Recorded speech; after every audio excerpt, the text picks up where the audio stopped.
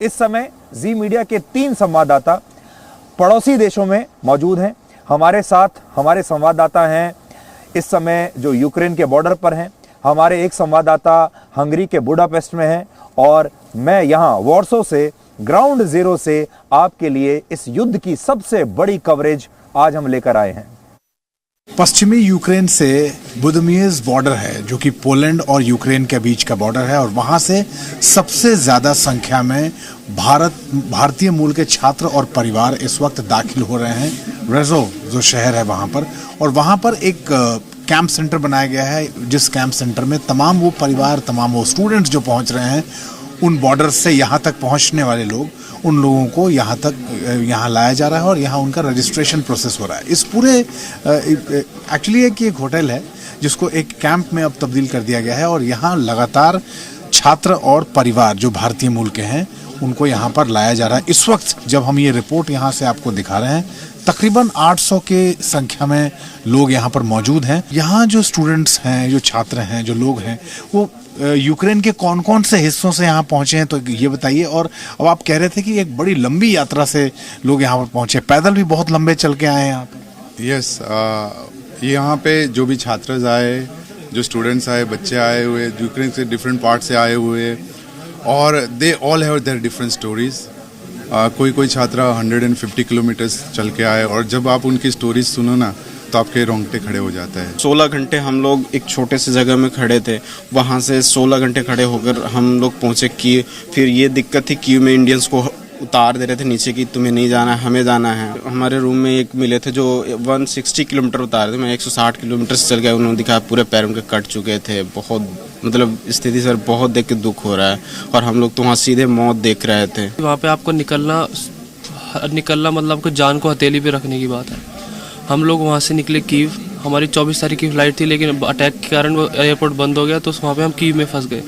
Kyiv में हम embassy वालों के पास गए, एम्बेसी वालों ने भी हमारे को सपोर्ट किया एक टाइम तक। उसके बाद उन लोगों ने भी बोल दिया कि आप अपनी रिस्क को लेके आप बॉर्डर पे पहुंच जाओ क्योंकि वो भी सेफ़ नहीं है। रेलवे स्टेशन तक आए, उसके बाद हमने ट्रेन पकड़ी, धक्का मुक्की करी क्योंकि यूक्रेनियन जो लोग हैं वो लोग खुद को प्रायोरिटी देते हैं, लेडीज़ को देते हैं, लेकिन लड़कों को और हम लोगों को नहीं देते इंडियंस को।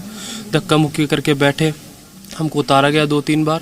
रजिस्ट्रेशन के बाद जो छात्र यहाँ पहुँचते हैं उनको सबसे पहले बहुत दिनों से चूँकि उनको भोजन नहीं मिला होता है और वो थके हारे हुए आते हैं यहाँ पर, तो फर्स्ट फ्लोर पे सारी अरेंजमेंट इस बात को लेके की गई है कि जो आए उन्हें भोजन पहले उपलब्ध कराया जाए और उसके बाद उनको आराम करने की व्यवस्था की जाए। लेकिन बीती रात यहाँ तकरीबन 3 से 4 बसेस एक साथ आई हैं और उसके बाद ये जो पूरा काउंटर है, आप देखिए ये पूरा हिस्सा, ये हॉल का बाहरी हिस्सा है। हम अगर अंदर दाखिल होते हैं तो इस हॉल के पूरे बाहरी हिस्से में इस वक्त सिर्फ आपको स्टूडेंट्स दिख रहे होंगे। कहाँ से आए हैं? कीव से।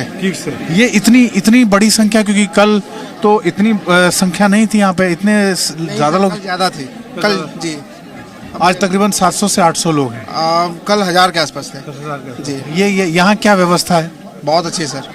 यहाँ किस चीज़ की व्यवस्था की? खाने की व्यवस्था है यहाँ पे। खाने की व्यवस्था की। ब्रेकफास्ट बफे का जो हॉल होता है उसमें ये लगाया जाता है कि 3 मार्च की तारीख, जैसे कि 3 मार्च की तारीख है, आज कितनी फ्लाइट्स यहाँ से भारत के लिए रवाना होने वाली हैं। Flight number 1, flight number 2 and flight number 3, ये तीनों के नाम दिए जाते हैं। यहाँ पे जिन लोगों के रजिस्ट्रेशन होते हैं उसमें कौन से किसका नंबर आ गया है, उसका रजिस्ट्रेशन नंबर क्या है, उसका नाम क्या है, उसका पासपोर्ट नंबर क्या है, वो कहाँ का रहने वाला है और आज वो कौन सी फ्लाइट से यहाँ से उसकी रवानगी है, ये सब कुछ तय किया जाता है। और उसको यहाँ बताया जाता है कि अगर आप फ्लाइट नंबर 1 से जा रहे हैं तो कितने बजे बस यहाँ से एयरपोर्ट के लिए रवाना होगी। मैं आई वॉज वेरी फॉर्चुनेट कि मुझे कहीं भी तक भी नहीं चलना पड़ा क्योंकि घर से लेके ट्रेन स्टेशन तक मुझे टैक्सी मिल गई थी और फिर टैक्सी से मैं ट्रेन पकड़ने वो अलग टेंशन थी क्योंकि बहुत भीड़ थी और जो ट्रेन पे सिचुएशन थी वो बार बार लाइट्स ऑफ किए जा रहे थे और सजेस्ट किया जा रहा था कि फ़ोन ना यूज़ करें। लिविव से हम लोग बस पकड़ के इधर आए embassy to the Polish border में there was no problem at all.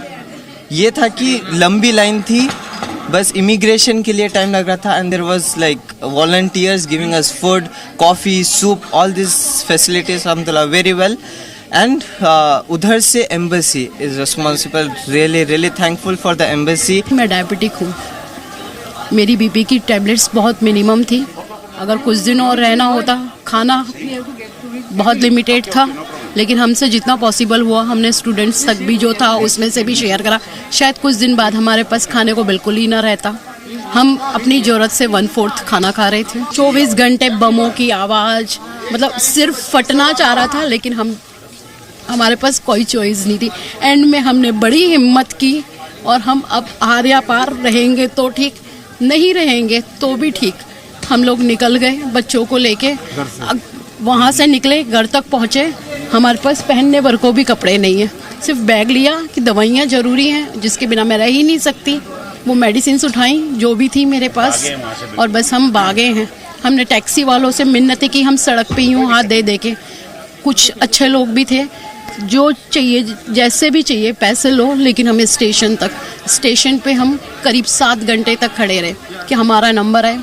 फिर हमारे साथ बच्चे थे, स्टेशन वालों ने भी, इवन यूक्रेन ने हमारी हेल्प करी।